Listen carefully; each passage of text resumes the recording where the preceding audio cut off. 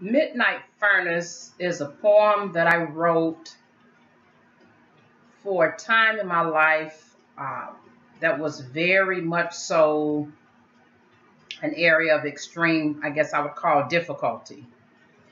I had accepted a job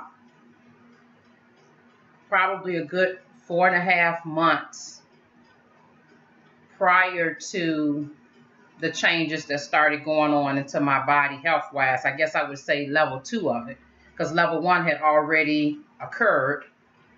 And I was at the level 2 point midway of working through a job. So this had been like about 4.5 months had passed after I started working at a job where there was an extremely toxic environment.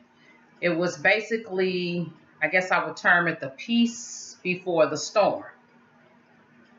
So to speak. I had peace about going into the job, and I figured, I said, thank you, Lord, praise your name, thank you, Jesus.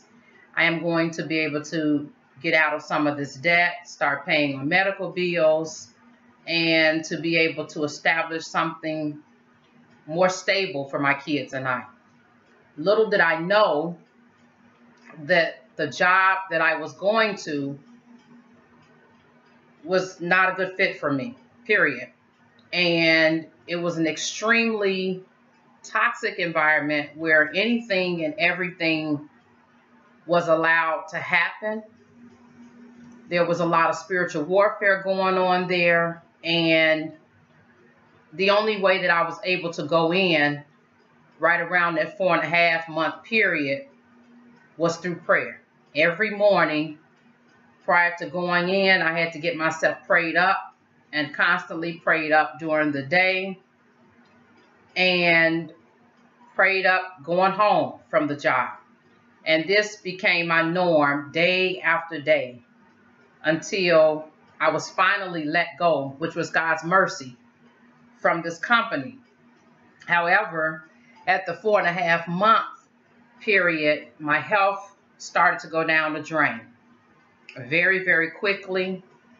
My adrenal glands were out of whack. My thyroid was out of whack. My trauma was getting worse. And I wasn't quite sure of what to do. One part of me knew that I needed to leave the job. However, there was another part of me that said, oh, well, you need the money to keep working.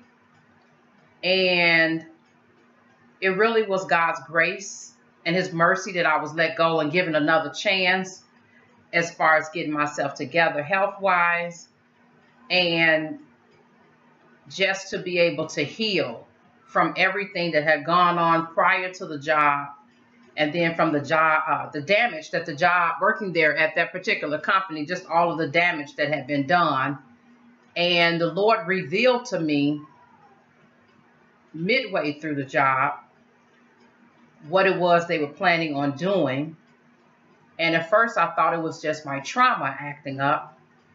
And then I realized, no, this is not just trauma. This is the Lord telling you, basically, this is what's going to happen. And you are going to be let go. And this is basically almost an entire company attacking you. So Midnight Furnace was given that name because of a fact. I thought about the Hebrew boys. When I was midway through the period of working there, I woke up one night, had only been to sleep maybe for about 40 minutes, and my body was tightened in hypervigilant mode, and I was having an acute panic attack.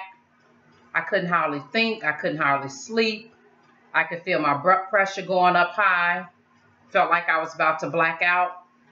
And I just sat on my bed with my legs crisscrossed and my arms folded and my hands folded. And I just really just started praying and asking God to just come through and to save me. And I didn't know, like the Hebrew boys, whether or not God was going to save me right then at that very moment, or the saving and healing was going to be in heaven. But I knew that God had to do something, and he had to do something right away for that very moment. And I just prayed and prayed and prayed. I literally laid my hands on myself and I started praying and asking God to just help me to have the sweet sleep that he talks about in Proverbs.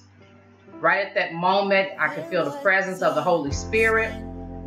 Just like it was that fourth person in the fiery furnace with the Hebrew boys, I felt God's presence all over me as I sat there. And there was a worship song that entered my head, and it was my confirmation from the Lord. Everything's going to be okay. You can lie down and you can sleep. And here is Midnight Furnace. I called you and you answered right during my night of pain. You pulled me out of the fire, and then the fire turned into rain. Not knowing I survived this, I prayed for you to deliver. You told me to keep closed fists, bended knees with all considered. I feel your spirit run through me. A song pops into my head. My child, you are protected. Rest easy and go back to bed. Thank you, and God bless you, and have a blessed night in the Lord.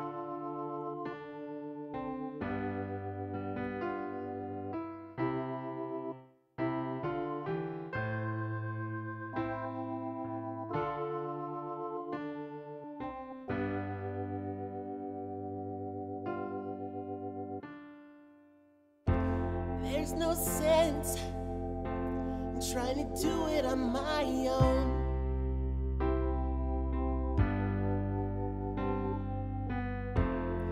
He gave more than I could have known.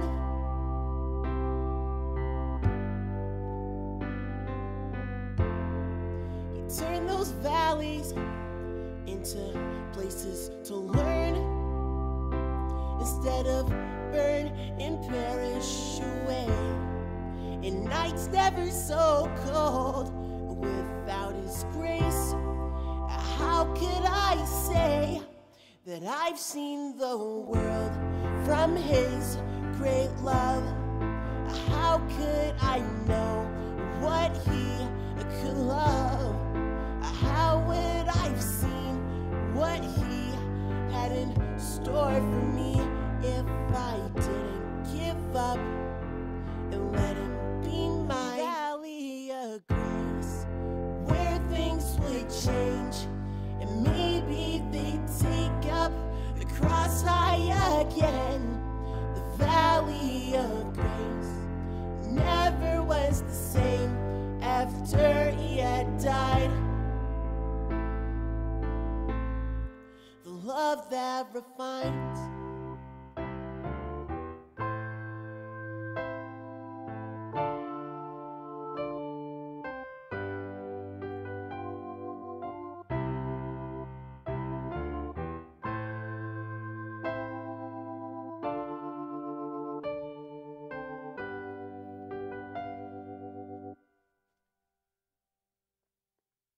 So much I wish I could give back, but I'm not intact to be sharing all of that. You took the price to give me that life, and now it's never gonna fade away. When I see I need more of him, he whispers the sweetest of mercies upon my ears, and I won't go back the way it was again, again, again, and now a valley of grace where things would change. I've seen the light, so valley of grace where things have changed.